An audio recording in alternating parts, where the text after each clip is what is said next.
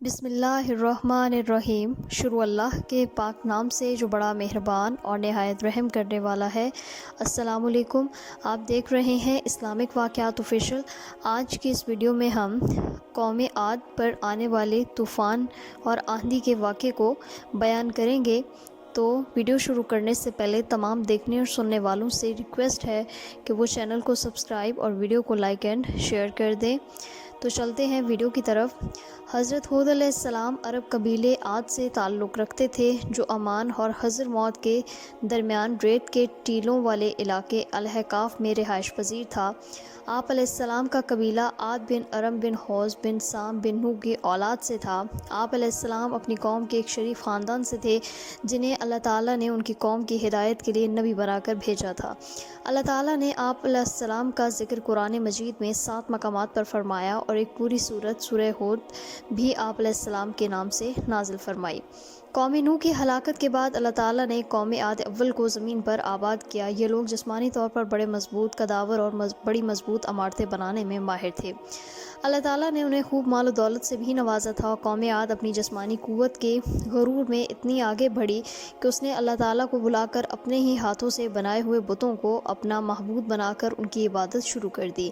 ان کے 3 بڑے بت تھے، جن کے نام سمد، سمود اور ہر تھے۔ قوم عاد کو گمراہی سے نکال کر ہدایت کی طرف لانے کے لیے اللہ تعالیٰ نے اسی قوم کے ایک فرد حضرت ہود علیہ السلام کو نبی بنا کر ان کے پاس بھیجا۔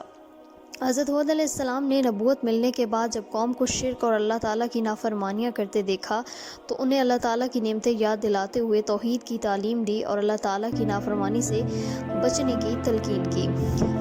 سورہ الاعراف میں اللہ تعالیٰ فرماتا ہے، انہوں نے یعنی ہود علیہ السلام نے کہا کہ اے میری قوم، تم اللہ کی عبادت کرو، اس کے علاوہ تمہارا کوئی حقیقی معبود نہیں، کیا تم پرہیزگار نہیں بنو گے؟ جب حضرت ہود علیہ السلام نے اپنی قوم کو اللہ تعالیٰ کی توحید اور اس کی فرمانبرداری کرنے کی دعوت اور نافرمانی سے بچنے کی تلقین کی تو قوم عاد نے آپ علیہ السلام کی دعوت کو قبول کرنے کی بجائے آپ علیہ السلام کو جھٹلایا اور آپ علیہ السلام پر کئی الزامات لگائے۔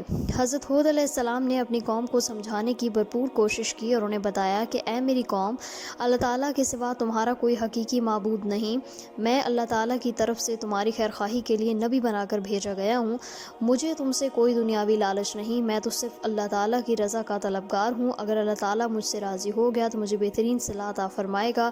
میں تمہارا خیرخواہ ہونے کی حیثیت سے تمہیں نصیحت کر رہا ہوں کہ اگر تم بتوں کی پوجا چھوڑ کر اللہ کے فرمانبردار بندے بن جاؤ گے تو اس کا فائدہ تمہیں دنیا میں بھی ملے گا اور آخرت میں بھی۔ انسانی تاریخ کے مطالعے سے یہ پتہ چلتا ہے کہ جب کسی معاشرے میں ظلم، زیادتی، سرکشی، فتنہ، فساد، قتل و غارت، کفر و شرک اور دیگر برائیاں پھیل جاتی ہیں، لوگ شکر گزاری کی بجائے ناشکری کی راہ اختیار کرتے ہیں، تو ایسے معاشرے عذاب الہی کا شکار ہو جاتے ہیں۔ لیکن اگر یہی قومیں اپنے گناہوں سے باز آ جائیں اور اللہ تعالیٰ کے حضور گر گرا کر توبہ استغفار کریں اور اللہ تعالیٰ کے شکر گزار بندے بن جائیں تو نہ صرف اللہ تعالیٰ ان کی دی ہوئی نعمتوں میں اضافہ فرماتا ہے، بلکہ انہیں لمبے عرصے تک مزید نعمتوں سے فائدہ اٹھانے کا موقع بھی دیتا ہے، جیسا کہ حضرت ہود علیہ السلام نے دنیا و آخرت کا فائدہ بتاتے ہوئے انہیں اپنے گناہوں پر شرمندہ ہونے اور توبہ استغفار کی تلقین کی، تاکہ اللہ رب العزت ان سے راضی ہو کر ان پر اپنی مزید نعمتوں کی بارش فرمائے۔ حضرت ہود علیہ السلام نے اپنی قوم کو بتوں کی عبادت چھوڑ کر اللہ کی عبادت کی طرف لانے میں بہت کوشش کی، لیکن جب قوم نے دعوت توحید کو تسلیم نہیں کیا تو آپ علیہ السلام نے قوم کو ان کے معبود باطلہ سے کھل کر بیزاری کا اعلان فرمایا۔ حضرت ہود علیہ السلام نے اپنی قوم کو سمجھایا کہ اپنے رب کا یہ احسان نہ بھولو کہ اس نے تمہیں قوم نوح کا جانشین بنایا اور تمہیں بہت سی دنیاوی نعمتوں سے نوازا، لہٰذا تم اللہ تعالیٰ کی نافرمانی سے باز آ جاؤ اور میری دعوت توحید قبول کر لو۔ قوم کے سرداروں اور عوام نے برہم ہو کر کہا کہ اچھا، اگر تم اپنی دعوت میں اتنے ہی سچے ہو تو ہمارے لیے اللہ تعالیٰ سے عذاب طلب کر لو۔